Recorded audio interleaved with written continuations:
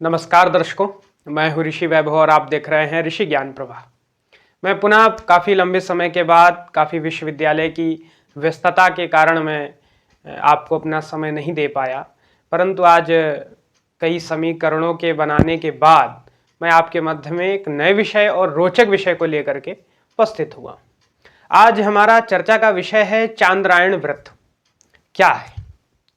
ये जो चंद्र की घड़ी है, चंद्र की कला है, कैसे चलती है और हम अपने मानव जीवन को पाप मुक्त और वैभव पूर्ण कैसे इस चांद्रायण व्रत से बना सकते हैं, और क्या व्रतों का राजा वाकई में चांद्रायण व्रत है?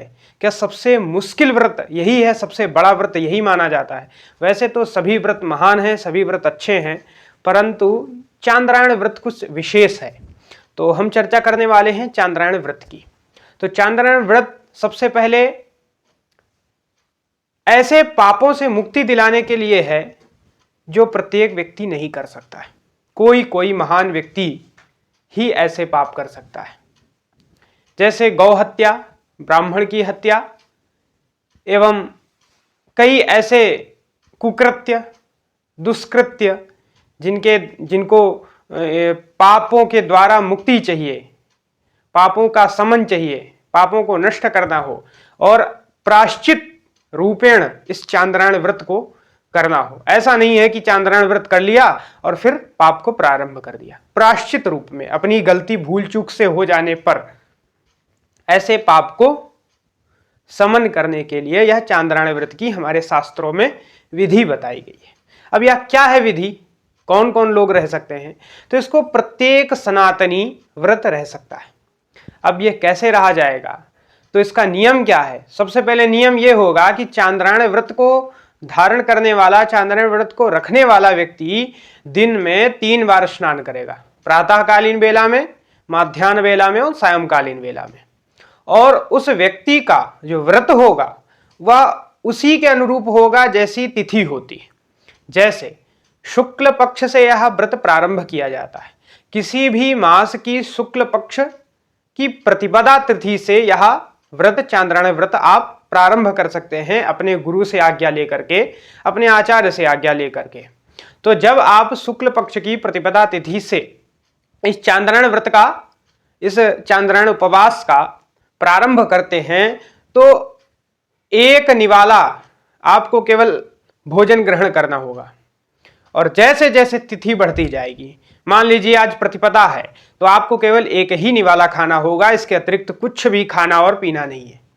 उसके बाद जब द्वितीया तिथि आएगी तो आपको 2 निवाले खाने, तृतीया है 3, चतुर्थी है 4, ऐसे ही क्रम बढ़ता चला जाएगा। और जब शुक्ल पक्ष की पूर्णिमा तिथि आएगी तो आप 15 निवाले खा सकते हैं। फिर उसके बाद जब दूसरा पक्ष यानी कि कृष्ण पक्ष प्रारंभ होता है तो इसमें घटता हुआ क्रम लगता है। तो अब क्या होगा इसमें, तो यह जो क्रिया है, जैसे शुक्ल पक्ष में निवाले आपके बढ़ते चले गए, उसमें घटेंगे।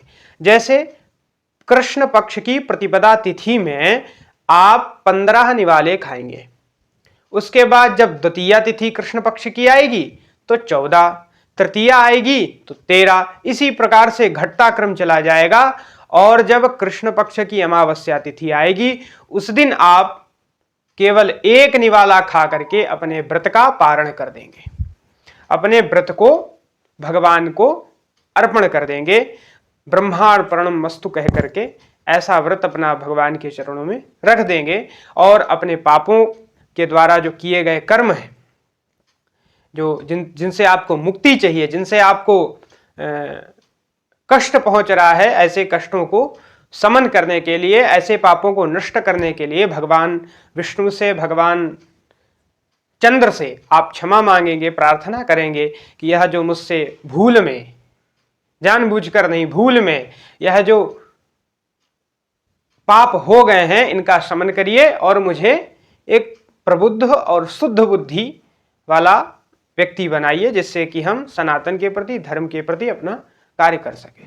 तो यह चांद्रायण व्रत की बहुविस्तृत व्यथा मैंने आपको बताई और इसको प्रत्येक सनातनी रह सकता है। इसमें कोई ऐसा नहीं है कि सन्यासी ही रह सकता है, गृहस्थ भी रह सकते हैं, सन्यासी भी रह सकता है और एक से एक व्रत हैं करने के लिए, परंतु यह जो चांद्रायण व्रत है यह कुछ विशेष है और विशेष विधि के साथ में किया जाता है।